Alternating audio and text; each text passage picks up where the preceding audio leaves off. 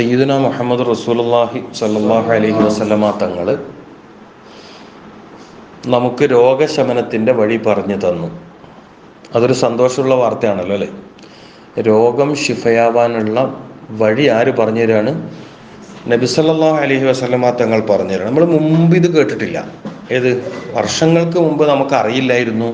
എന്തറിയില്ല? നബി സല്ലല്ലാഹു അലൈഹി വസല്ലമ തങ്ങൾ രോഗം ശിഫയാവാനുള്ള വഴി പറഞ്ഞു തന്നിട്ടുണ്ട് എന്ന് നമുക്ക് വർഷങ്ങൾക്ക് മുമ്പ് അറിയില്ല. അതുകൊണ്ട് സൂക്കേട് വന്നാൽ നമ്മൾ നാട്ടുകാർ അല്ലെ, സാധാരണ ആരുടെങ്കിലും വാക്കുകൾ ഒക്കെയാണ് സ്വീകരിച്ചിരുന്നത്. ഇപ്പോൾ ഒരു വലിയ സൗഭാഗ്യം, വലിയൊരു ഫളില്, വലിയൊരു അനുഗ്രഹം, വലിയൊരു ഭാഗ്യം എന്താണ്?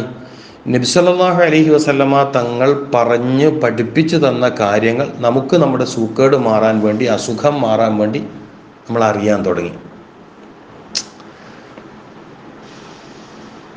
മരുന്ന് കുടിച്ചാലേ രോഗം മാറുള്ളൂ. അപ്പോൾ പലർക്കും ഒരുപാട് സാമ്പത്തിക ബാധ്യത. മരുന്ന് കുടിക്കണം, അത് കുറച്ചു കാലം. മരുന്ന് കുടിക്കുന്നത് പോലും ശരീരത്തിൽ വേഗം ഫലിക്കണമെങ്കിൽ മറ്റു ചില കാര്യങ്ങൾ കൂടി ഉണ്ടാവുന്നത് നല്ലതാണ് എന്ന് നമുക്ക് മനസ്സിലാക്കാൻ പറ്റും. അതിലേറ്റവും പ്രധാനപ്പെട്ട കാര്യമാണ് നമ്മൾ ഇന്നലെയും മിഞ്ഞാന്നൊക്കെ ചർച്ച ചെയ്തത്. എന്താ ചർച്ച ചെയ്തത്? ഫാത്തിഹത്തുൽ കിതാബി ശിഫാഉ മിൻ കുല്ലി ദാ. ഫാത്തിഹയിലൂടെ നമുക്ക് സർവ്വരോഗത്തെയും മാറ്റിയെടുക്കാൻ പറ്റും. അത് ഓതുക, അത് കേൾക്കുക, അത് പഠിക്കുക, അതിൽ ചിന്തിക്കുക ഒക്കെ രോഗം മാറാനുള്ള വഴികളാണ്. എന്താ പറഞ്ഞത്? ഫാത്തിഹ ഓതുക, മറ്റൊരാൾ ഓതുന്നതിനെ ശ്രദ്ധിച്ച് കേൾക്കുക, ഫാത്തിഹ പഠിക്കുക എന്ന് വെച്ചാൽ അതിൻ്റെ അർത്ഥം പഠിക്കുക, പിന്നെ ഫാത്തിഹയിൽ ചിന്തിക്കുക ഒക്കെ രോഗം ശിഫയാവാനുള്ള വഴികൾ തന്നെയാണ്. നമ്മളിപ്പോൾ ആശുപത്രിയിൽ പോകുന്നു, ഡോക്ടറെ കാണുന്നു, സ്കാനിങ് ചെയ്യുന്നു, മരുന്ന് കുടിക്കുന്നു, ചിലപ്പോൾ ഓപ്പറേഷൻ ചെയ്യുന്നു, ഒക്കെ സൂക്കേട് മാറാൻ ചെയ്യുന്ന തന്നെയല്ലേ? ഡോക്ടറെ കാണുന്നത് മുതൽ സൂക്കേട് മാറാനുള്ള പ്രവൃത്തി തന്നെയാണത്. ഡോക്ടറെ കാണുക എന്നുള്ളത് അതിൻ്റെ ഒന്നാമത്തെ സ്റ്റെപ്പ്. അയാൾ ബ്ലഡ് ടെസ്റ്റ് ചെയ്തിട്ട് വാ, അത് അതിൻ്റെ അടുത്ത സ്റ്റെപ്പ്. എന്നാൽ പിന്നെ ഈ മരുന്നെല്ലാം കുടിച്ചോ, അതിൻ്റെ അപ്പുറത്തെ സ്റ്റെപ്പ്. 2 ആഴ്ച കഴിഞ്ഞിട്ട് വലിയ മാറ്റമൊന്നുമില്ലല്ലോ, എന്നാൽ പിന്നെ ഒരു സൂചി വെക്കേണ്ടി വരും, ഇഞ്ചക്ഷൻ, വേറെ സ്റ്റെപ്പ്. പിന്നെ ഒരു 1-2 മാസം കഴിഞ്ഞപ്പോൾ ഒരു വിചാരിച്ച മാതിരി എന്നാൽ പിന്നെ നമുക്ക് എന്താക്കുക, കുറച്ചും കൂടി കാര്യമായ ചികിത്സ ചെയ്യണം അപ്പം പല രൂപത്തിലാണ് ചികിത്സകളുള്ളത്, പല രൂപങ്ങളുണ്ട്. നമ്മൾ മരുന്നൊക്കെ കുടിക്കുന്നതോടൊപ്പം രോഗം ശിഫയാവാൻ ആഗ്രഹിച്ചുകൊണ്ട് അള്ളാഹുവിൻ്റെ കലാമാകുന്ന പരിശുദ്ധ ഖുർആനിലെ ഫാത്തിഹ എന്ന സൂറത്തിൽ അഭയം തേടുന്നു. ഫാത്തിഹ എന്ന സൂറത്തിൽ നമ്മൾ അഭയം തേടുന്നു. മനസ്സിലാക്കണം.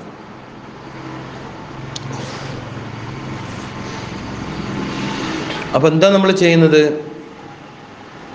നിന്നെ മാത്രം ഞങ്ങൾ ആരാധിക്കുന്നു. ഇയ്യാക നഅ്ബുദു വ ഇയ്യാക നസ്തഈൻ. മുസ്ലിം എന്ന പേരിൻ്റെ ശരിക്കുള്ള അർത്ഥം എന്താ?